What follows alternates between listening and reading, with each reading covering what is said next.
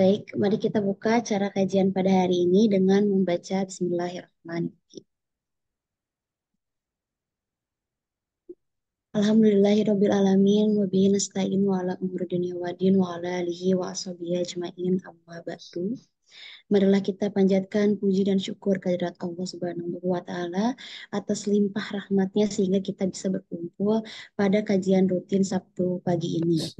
Tak lupa juga sholawat beserta salam kita senantiasa curahkan pada junjungan Nabi besar Muhammad Shallallahu Alaihi Wasallam beserta keluarga dan sahabatnya.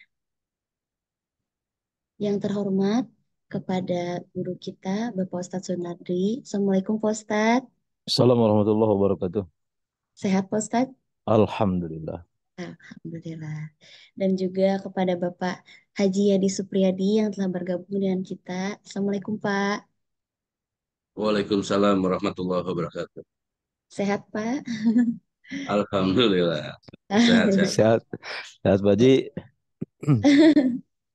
Sehat Ustadku. Alhamdulillah. Halo Alhamdulillah. Jaki. Sakil. Oh Syakil. Sakil. Aduh, Jakil. Dikasih taunya malah Jaki gerak. Mm-mm. Sakil ya. Mm-mm. Siapa teteh? Dan tentunya kepada seluruh jamaah yang dirahmati oleh Allah Subhanahu wa taala. Baik. Untuk sebelumnya mohon izin perkenalkan diri bagi yang belum kenal, nama saya Nada yang insya Allah hari ini akan menjadi pembawa acara pada kajian Sabtu pagi ini. Baik, untuk acara yang pertama yaitu merupakan acara inti, yaitu tausiah yang akan disampaikan oleh guru kita, Bapak Ustadz Sunadi Badrucyaman. Untuk waktu dan tepatnya kami persilahkan. Bismillahirrahmanirrahim. Assalamualaikum warahmatullahi wabarakatuh. Waalaikumsalam warahmatullahi wabarakatuh. Waalaikumsalam warahmatullahi wabarakatuh. Innal hamdalillah nahmaduhu wa nasta'inuhu wa nastaghfiruh wa na'udzu billahi min syururi anfusina wa min sayyiati a'malina. May yahdihillahu fala mudilla lahu wa may yudlil falan tajida lahu waliyyan mursyida. Asyhadu an la ilaha illallah wa asyhadu anna Muhammadan abduhu wa rasuluh. Allahumma shalli wa sallim wa barik ala sayyidina Muhammad wa ala ali sayyidina Muhammad. Segala puji milik Allah di pagi hari ini. Dengan izin Allah, kudrat, hidayah, inayah, kita masih diperkenankan oleh Allah Subhanahu wa taala untuk senantiasa mencari sebagian perintah Allah yaitu thalabul ilmi. Mudah-mudahan usahanya kita meninggalkan aktivitas yang biasa kita laksanakan semata-mata karena ingin menambah wawasan di antara kita. Mudah-mudahan menjadi ibadah yang diterima oleh Allah Subhanahu wa taala. Salat beriringan salam semoga tercurah limpahkan kepada baginda alam yakni Habibana wa Nabiyyana Muhammad sallallahu alaihi wasallam. Yang saya hormati Pak Haji Adi, yang saya hormati seluruh jamaah, ada Bunda, teman-teman, rekan-rekan dari tim Mabruk yang bertugas di pagi hari ini. Oke, kita hari ini punya tema. Apa temanya Teh Nada? Tawakal Pak Ustadz. Oke, bertawakal kepada Allah. Oke, kita lihat ayat-ayat yang berkenaan dengan tawakal. Walamma ra'al mu'minuna al-ahzaba qalu hadza ma wa'adana Allah wa rasuluhu wa sadaqallahu wa rasuluhu wa ma zadahum illa imanan wa taslima. Ini ayat salah satu berkenaan dengan tawakalnya para sahabat ketika dalam perang Ahzab. Ibu dan Bapak, perang Ahzab ini salah satu perang yang cukup luar biasa ya. Kenapa? Karena pertama, perang Ahzab ini adalah perang yang tak seimbang, di mana jumlah orang kafir Quraisy jauh lebih besar. Kalau kita mengawali peperangan ini, kita mengenal ada perang yang disebut dengan Perang Badar. Perang Badar ini 1 banding 3 ya. Kemudian ada perang Ahzab itu kalau perang Ahzab itu jauh lebih banyak ya perbandingannya karena umat Islam 1.000 itu lebih daripada 3.000 pasukan.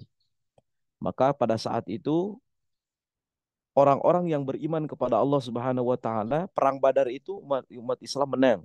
Perang Uhud pun ya perang yang hampir pada saat itu umat Islam mendapatkan kemenangan. Perang Ahzab Kalau sekarang perang Ahzab itu kalau kemarin kita datang berziarah itu datangnya ke Masjid Khandaq. Karena dalam hadis itu perang Ahzab ini disebut dengan perang Khandaq ya.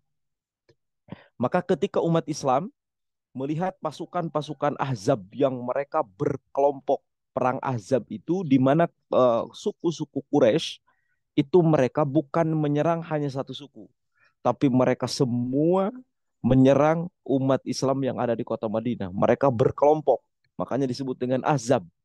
Jadi bukan hanya satu kelompok, melainkan beberapa kelompok.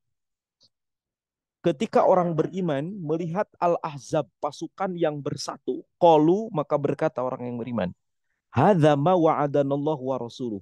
Inilah yang dijanjikan oleh Allah dan Rasul, wa sadaqallahu wa rasuluh, dan benar Allah dan Rasulnya, wa mazadahum illa imana wa taslima. Ternyata orang yang beriman bukan mereka takut, tapi keimanan mereka makin bertambah. Demi Allah, Pak.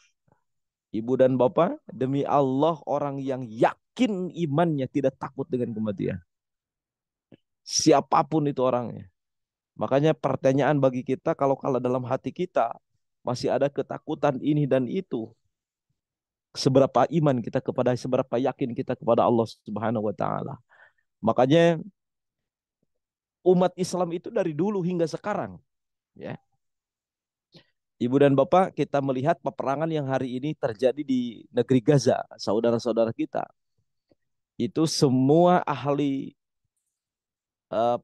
peneliti dalam peperangan itu mereka kaget dengan sistem, dengan cara yang dilakukan oleh umat Islam. Bagaimana tidak? Kebayang setiap yang namanya perang itu menggunakan senjata itu mesti harus ada jarak. Tapi bagaimana dengan orang-orang Gaza? Ya, Hamas itu mereka menyerang hanya dengan 0 kilometer.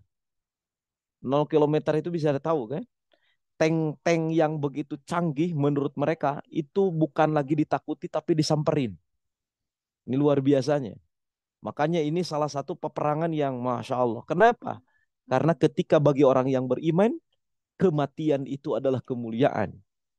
Nah inilah yang terjadi dalam perang Ahzab. Dan beberapa perang kenapa umat Islam menang. Karena mereka keyakinan ketika mati itu bukan mati biasa, tapi mereka akan berjumpa dengan Allah Subhanahu wa taala. Ya. Makanya sekali lagi, ketika dalam perang Ahzab, apakah umat Islam ada ketakutan? Sama sekali, demi Allah. Takut bagi mereka.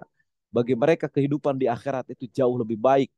Dan kehidupan di akhirat itu dan bagi mereka adalah finish daripada penderitaan yang terjadi di dunia. Ketika Rasulullah Shallallahu Alaihi Wasallam, ini yakinnya orang-orang yang beriman, ibu dan bapak, ketika detik-detik Rasulullah Shallallahu Alaihi Wasallam, Rasul dipanggil oleh Allah Subhanahu Wa Taala. Nah, kemudian beliau itu meninggal di pangkuan istrinya yaitu Aisyah, didekap oleh anak putrinya bernama Fatimah. Makanya bagi seorang suami, dan bagi seorang suami, ketika meninggal bukan masjid yang terbaik, Pak. Masjid itu indah. Ketika kita meninggal di masjid berarti kita orang baik.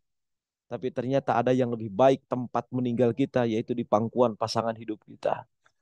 Aisyah pada saat itu memeluk Rasulullah Shallallahu Alaihi Wasallam. Fatimah pun memeluk baginda Rasulullah Shallallahu Alaihi Wasallam. Dan ketika detik-detik sakaratul maut, Rasulullah Shallallahu Alaihi Wasallam dipeluk oleh putrinya yang paling mencintai dan dicintainya. Tapi kemudian Rasulullah membisikkan kata-kata di telinganya Fatimah. Dan kata-kata itu membuat Fatimah, yang mana air mata beliau yang tadinya terurai tiba-tiba berhenti. Kemudian orang-orang berkata kepada Fatimah, apa yang dibisikkan oleh Rasulullah SAW? Ternyata Rasulullah membisikkan dua perkataan. Yang pertama kata Rasulullah SAW, wahai putriku, di antara keluarga engkaulah yang pertama kali akan menyusulku. Ternyata ibu dan bapak kebayang gak? Kita akan berjumpa, akan berpisah dengan orang yang paling dicintai. Tapi kata Rasulullah, Fatimah, engkau akan berjumpa denganku lebih cepat. Meninggalnya Rasulullah 6 bulan setelah itu, Fatimah pun meninggal. Jadi Fatimah itu meninggal dalam usia masih muda. Punya anak baru 2, Hasan dan Husain. Dan beliau 6 bulan dari meninggalnya Rasulullah, Fatimah pun meninggal.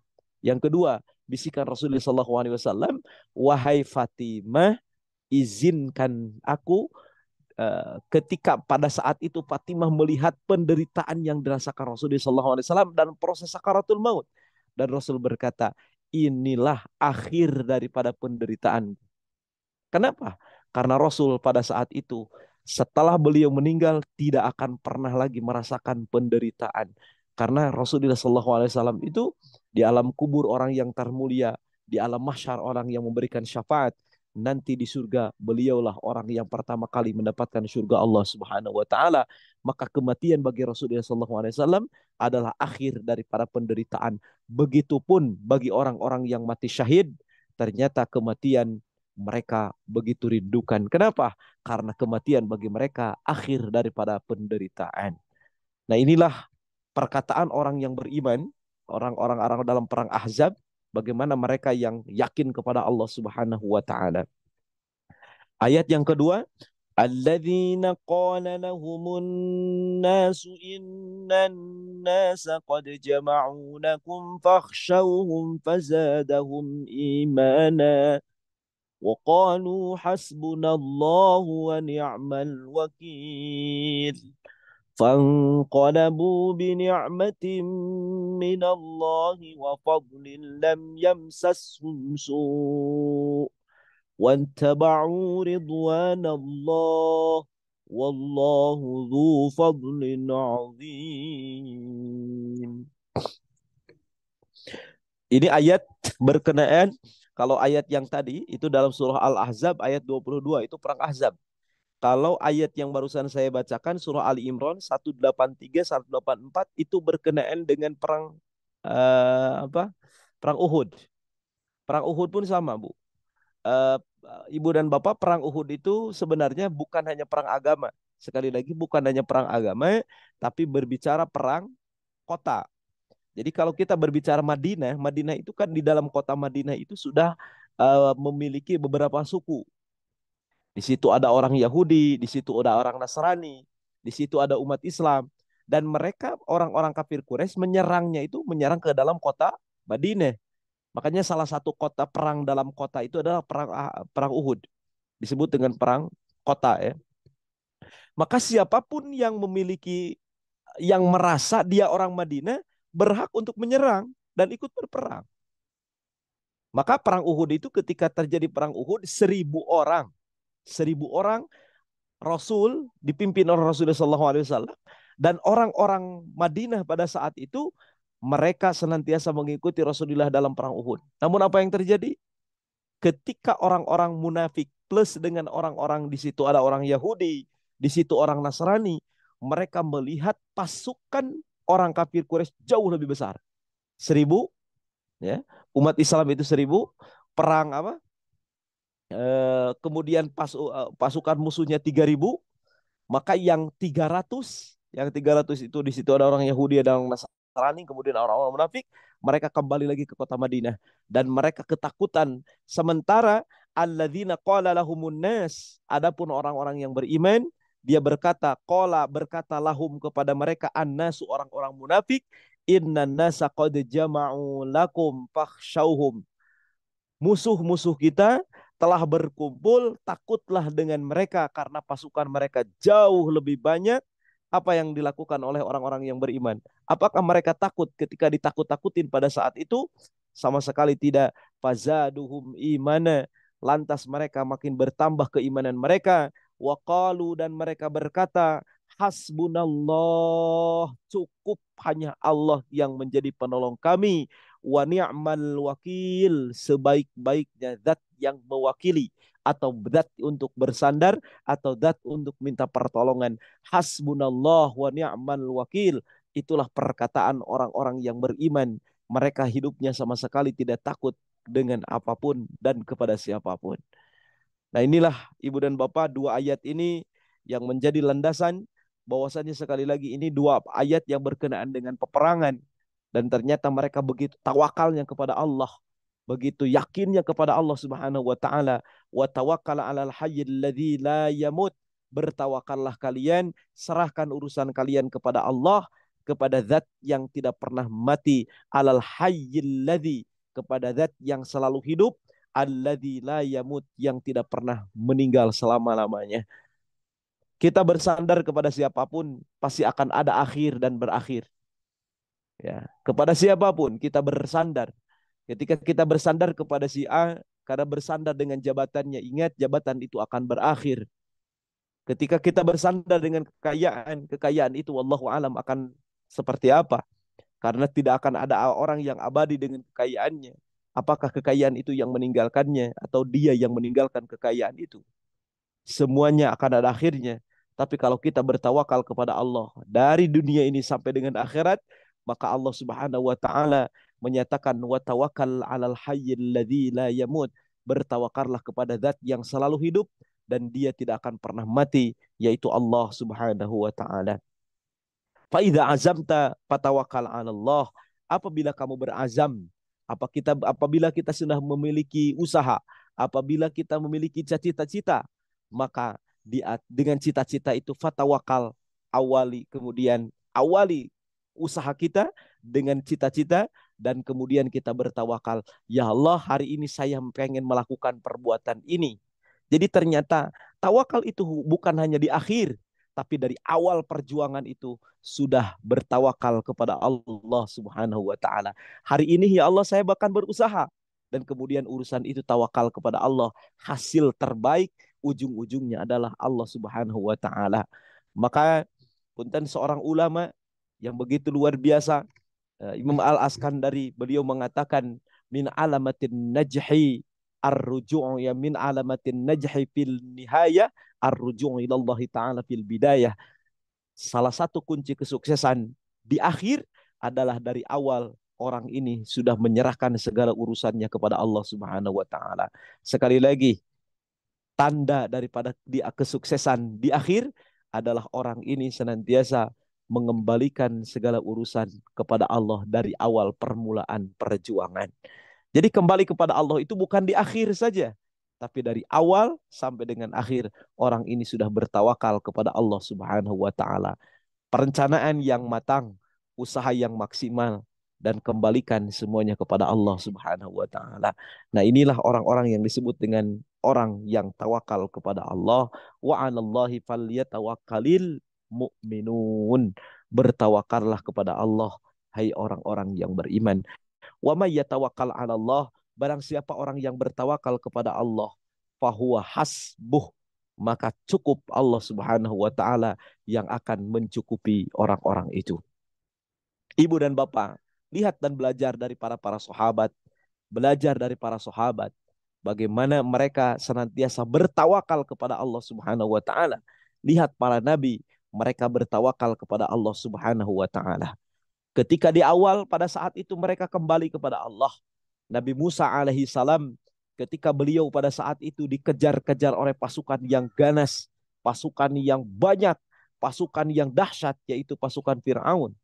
Maka pada saat itu dia pun meminta kepada Allah Subhanahu wa taala, "Ya Allah, kemana aku harus melangkah? Kemana aku harus melangkah?" Maka Nabi Musa alaihi salam meminta kepada Allah Subhanahu wa taala petunjuk. Maka Allah Subhanahu wa taala memberikan petunjuk. Musa, lurus saja. Lurus, bawa pasukanmu. 300.000 pasukan bersama dengan Nabi Musa alaihi salam. Pada saat itu Nabi Musa lurus. Nabi Musa tahu banget ketika dia lurus pasti mentoknya di lautan.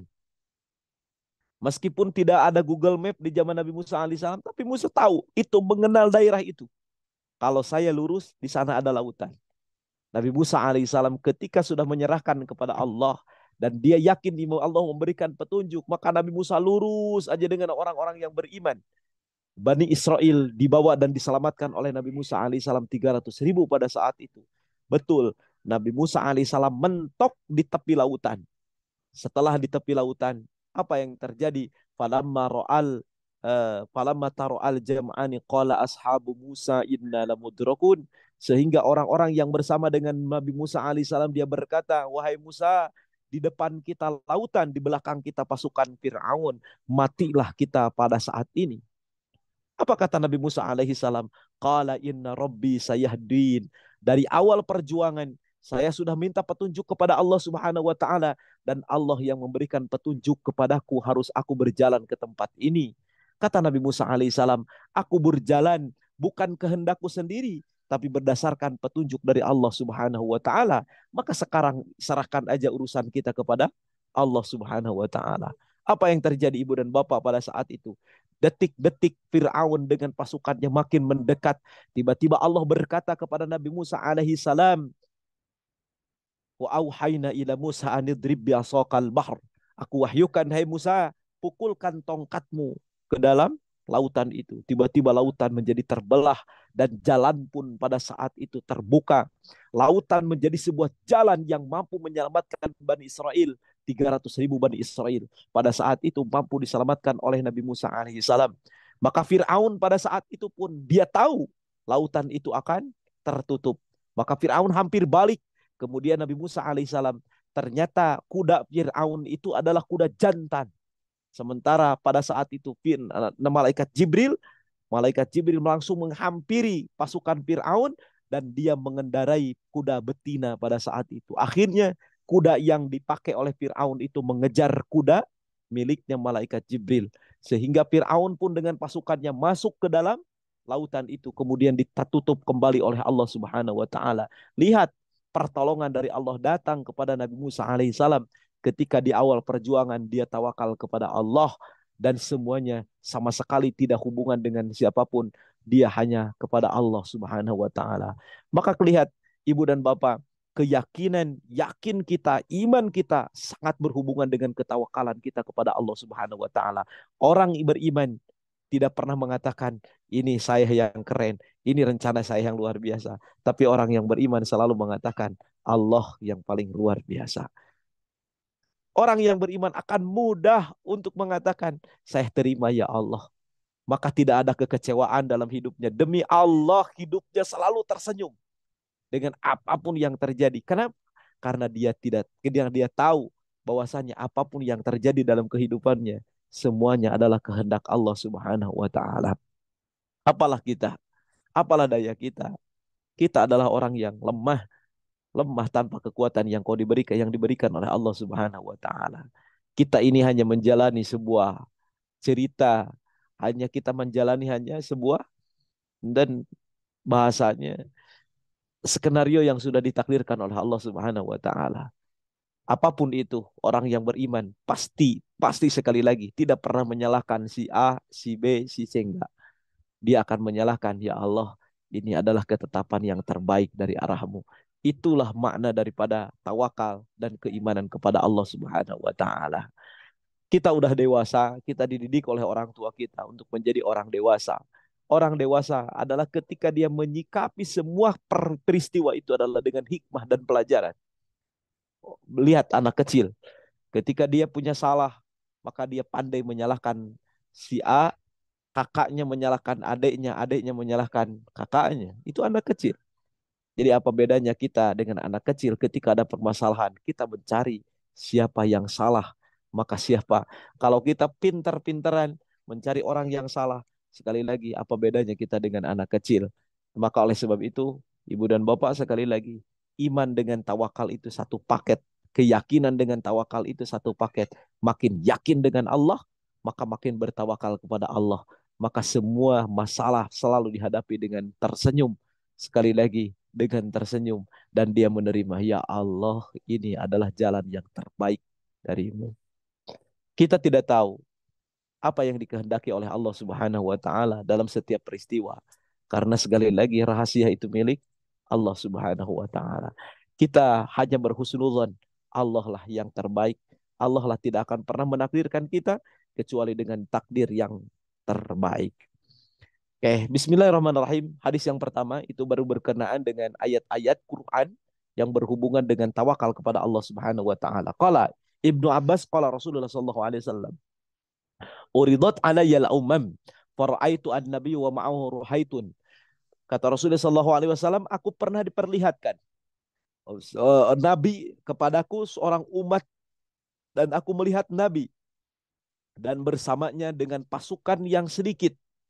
Jadi Rasul pernah diperlihatkan oleh Allah ada Nabi yang memiliki pasukan yang sedikit. Atau Nabi yang pengikutnya sedikit. Kita katakan Nabi Nuh alaihissalam itu hanya 80 orang. 80 orang itu ya kurang lebih se-RT.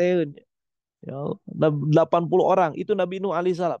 Ada Nabi yang lebih daripada itu. Lebih sedikit lagi. Ruhaitun itu, Ar-Ruhaitu itu kurang lebih daripada 10. Jadi ada nabi yang mana pengikutnya itu kurang dari 10. Wan nabiyyu ma'ahu rajulun wa rajulani. Ada nabi juga yang memiliki pengikut hanya 1 atau 2 orang. Wan nabiyyu laisa ma'ahu ahadun. Ada nabi yang berjalan dia sendirian tanpa ada pengikutnya atau tidak ada umatnya. Jadi macam-macam nabi itu ternyata Masya Allah. Ada pengikutnya yang kurang dari 10, ada yang cuma 2 orang, bahkan ada nabi yang berjalan sendiri. Nanti di akhir kiamat dia sama sekali tidak memiliki pengikut. Idrufi'a ili sawadun azim. Aku melihat, tiba-tiba aku melirik, ada satu pasukan yang sawadun azimun, yang kelihatan hitam, banyak banget. Maka Rasulullah SAW fadhan annahu ummati. Kemudian Nabi Muhammad SAW kata Nabi, ini umatku. Karena banyak. Faqila li unzuri ila ufukil akhar. Kemudian lihatlah ke ufuk yang lain. Fa idza sawadu azimun. Ada lagi pasukan yang jauh lebih besar. Kemudian faqila li hadhihi ummatuk. Nah, kalau yang ini umat kamu. Jadi ternyata yang pertama itu pasukan yang besar itu bukan umat Rasul, tapi siapa itu? Itu adalah umatnya Nabi Musa alaihissalam. Yang tadi saya sampaikan, jumlahnya 300.000. Kemudian Rasulullah melihat kepada ufuk yang lain.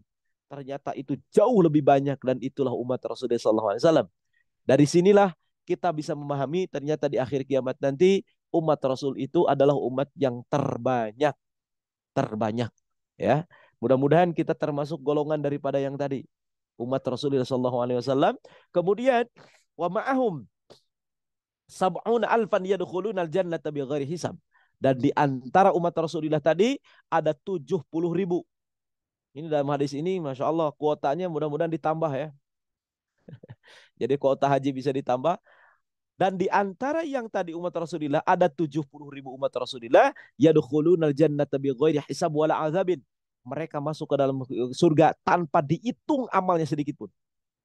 Masuk alam mahsyar langsung surga Allah Subhanahu wa taala. Tidak akan dimizan. Mizan itu pertimbangan amal tidak akan dia lakukan. Kebayang?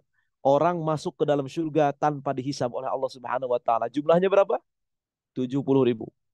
Mudah-mudahan ditambah kuotanya ya dan kita masuk dalam kuota itu. Ya, Masya Allah, ini orang kebayang oleh kita, mereka masuk ke dalam surga Allah Subhanahu wa taala tanpa hisaban. Rasul menyampaikan hadis ini kepada para sahabat, kemudian Rasul keluar dari masjid. Maka para sahabat ini berdebat, siapa ini sahabat ya? Para sahabat berdebat, fala'allahum alladzina sahibu Rasulullah sallallahu alaihi wasallam. Mereka kemungkinan, kata mereka ini, kata para sahabat ngobrol, kayaknya orang yang masuk ke 70.000 itu adalah sahabat Rasul. Fala'allahum alladzina wulidu fil Islam. Kata mereka, kayaknya orang yang dilahirkan dalam Islam, falam yusyriku billahi syai'a, dan dia tidak musyrik kepada Allah Subhanahu wa taala. Ini spekulasi para sahabat tentang siapakah orang-orang yang disebut dengan 70.000 yang tadi. Kemudian Rasulullah sallallahu alaihi wasallam fa'akhbaruhu. Kemudian Rasulullah sallallahu alaihi wasallam memberikan kabar kepada mereka, hum alladzina lam yarqu wa lam yasqu wa lam yatatayyaru wa ala rabbihim yatawakkalun. Siapakah mereka? Adalah mereka ketika ditimpa musibah, mereka tidak pernah datang ke dukun. Awas, ini tidak pernah datang ke mana? Ke dukun. Dan mereka tidak pernah tatayur. Tatayur itu mengadu nasib dengan adanya burung. Jadi artinya mereka sama sekali tidak melakukan perbuatan-perbuatan yang tadi mengarah kepada musyrik. Wa ala rabbihim yatawakkalun, dan mereka hanya bertawakal urusannya kepada Allah Subhanahu wa taala. Itulah golongan orang-orang yang Masya Allah 70.000, dan di antara 70.000 itu mereka senantiasa meninggal dan tidak akan dihisab oleh Allah Subhanahu wa taala. Selanjutnya, yadkhulunal jannah. An Nabi sallallahu alaihi wasallam, hadis selanjutnya, anin Nabi sallallahu alaihi wasallam yadkhulunal jannata aqwamu afidatuhum mithla afidatit thair. Masya Allah ini. Kata Abi Hurairah dari Nabi sallallahu alaihi wasallam, bakal masuk ke dalam surga, yadkhulunal jannah.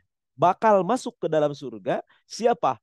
Aqwamun manusia-manusia, aqwamun kaum-kaum, afidatahum, yang mana hati mereka misla afidatit thair, seperti punten, seperti apa? Seperti hatinya burung. Masya Allah. Bisa kita belajar dari seekor burung? Jangan burung dari dalam sangkar. Lihat burung tuh di luaran sana. Ya. Apakah mereka pernah bermimpi seminggu setelah itu akan ada apa? Dia bercita-cita 2 bulan lagi? Enggak. Burung itu pagi-pagi mencari nafkah, sore-sore dia sudah balik dalam keadaan kenyang. Dia tidak berpikir esok akan terjadi apa. Esok hari semua urusan ditawakalkan, diserahkan kepada Allah. Itulah orang calon ahli surga.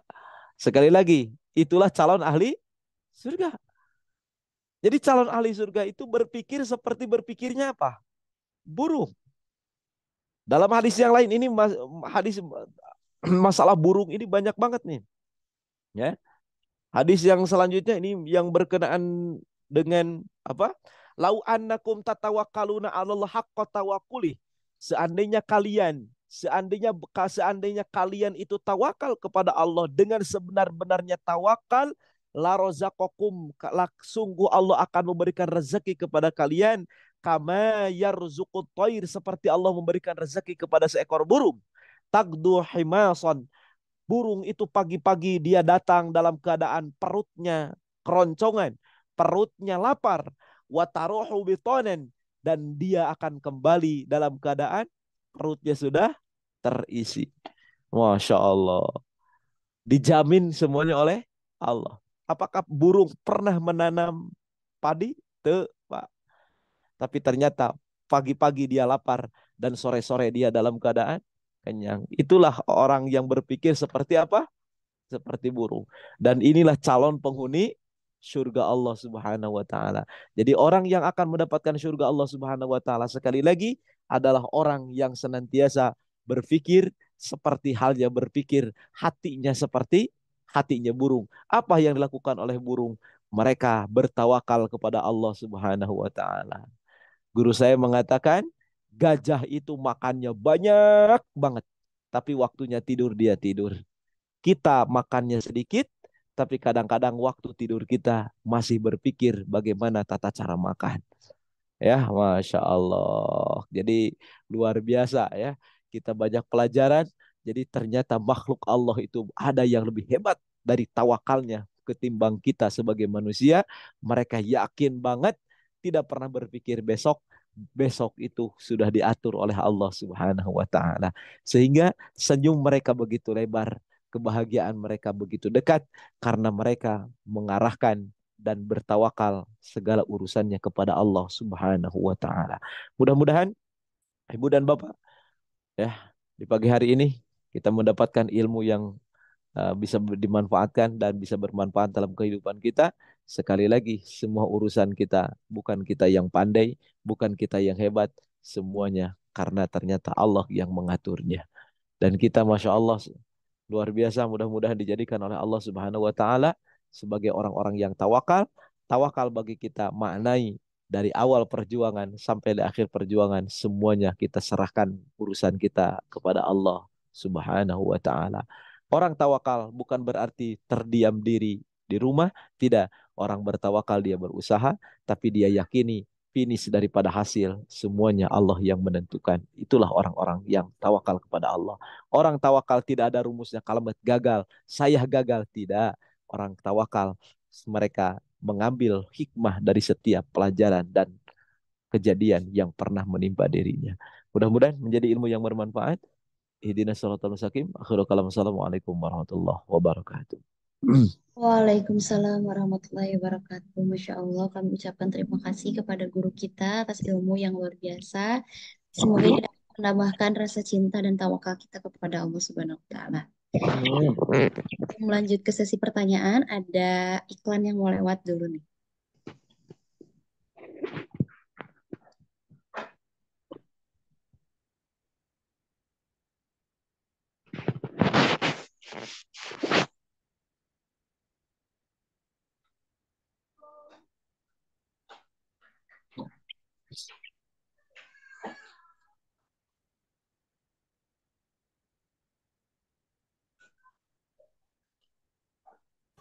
Mabruk, mabruk, mabruk. Insyaallah, Allah Akbar. Berhaji dan umroh dua amal mulia di tanah suci Makkah, melaksanakan perintahnya 5 rukun Islam, menghapuskan dosa, hilangkan kefakiran adalah keutamaan.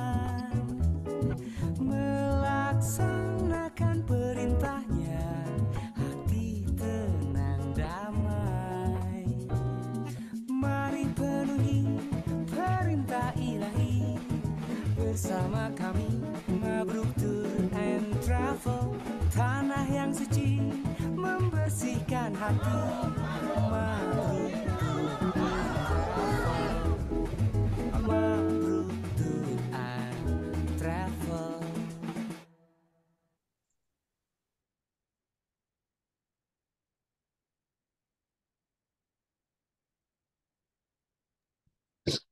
Baik Bapak Ibu, Alhamdulillah Mabruk Tour memiliki 2 program terdekat umroh, yaitu pada tanggal 20 Januari 2024 dan program umroh spesial Milad 20 Februari 2024.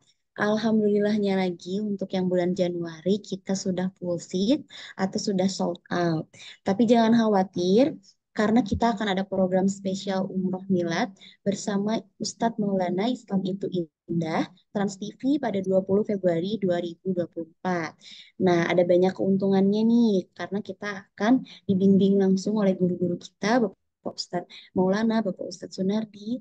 Setelah itu kita juga ada gratis kuota Toif, gratis kereta cepat juga. Setelah itu kita dapat hotelnya bintang 5, harganya masih murah.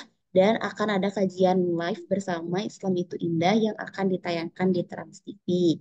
Jadi, dan ini juga udah kuotanya semakin sini semakin sedikit nih. Jadi buat Bapak Ibu, mari segera daftar umroh spesial Milad Mabruk Tour pada 20 Februari 2024.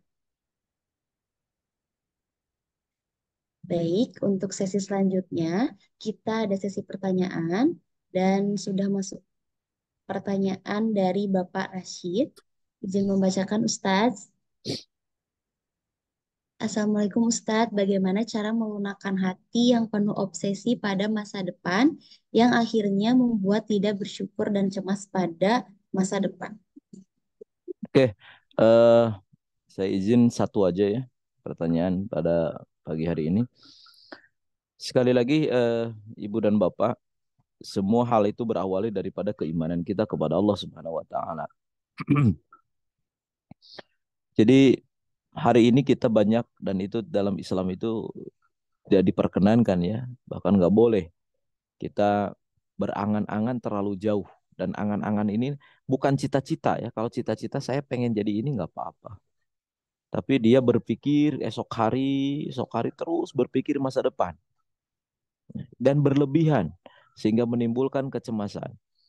Hari esok itu wallahu alam, apakah milik kita?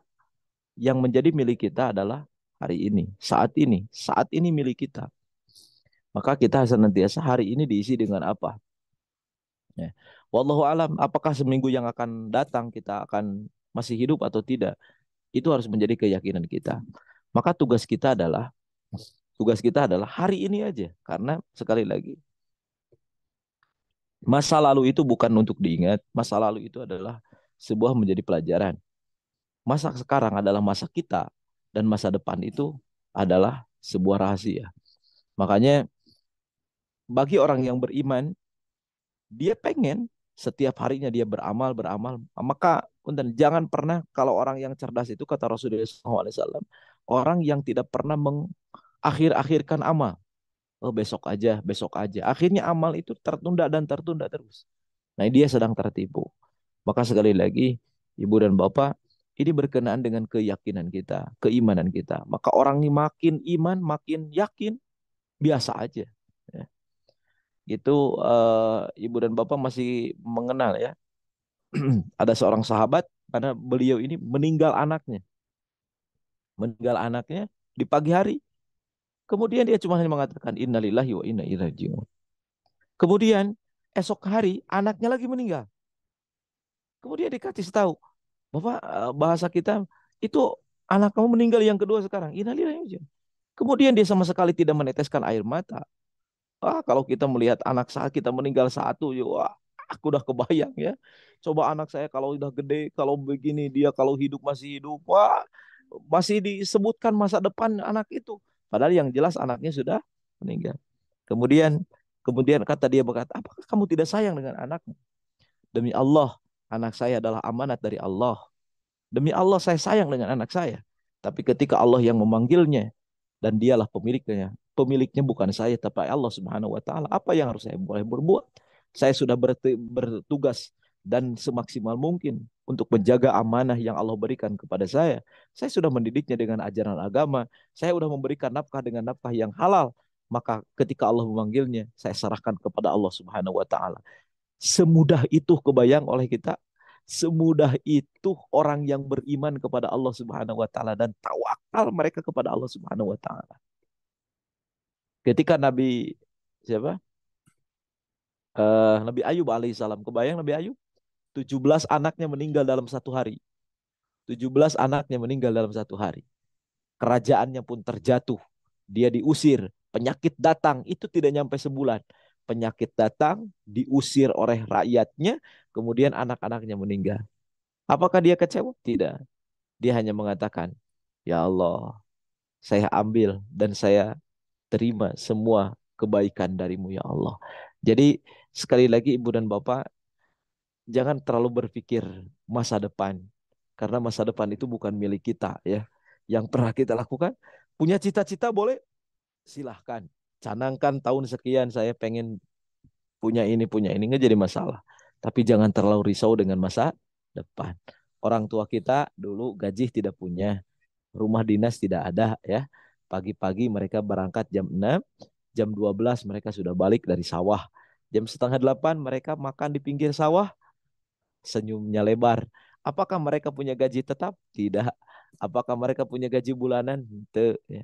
Tapi mereka tawakal kepada Allah Subhanahu wa taala disertai dengan keyakinan mereka yang begitu kuat kepada Allah Subhanahu wa taala. Mudah-mudahan jadi ilmu yang bermanfaat dan kita langsung tutup dengan doa. Bismillahirrahmanirrahim. Alhamdulillahirabbil alamin hamdan syakirin, hamdan na'imin, hamdan yuwafi ni'amahu wa zidah rabbana lakal hamdu wa lakal syukur kama yanbaghi li jalali wajhika wal karim wa azimi sultanik. Allahumma shalli wa sallim barik ala sayyidina Muhammad wa ala sayyidina Muhammad. Allahumma lakal hamdu wa ilaikal mustaka wa antal musta'an wa la hawla wa la quwwata illa billahil aliyyil azim. Allahumma inna nas'aluka bi anna nashhadu annaka antallahu la ilaha illa anta al-ahadus samad alladzi lam yalid wa lam yulad wa lam yakul lahu kufuwan ahad.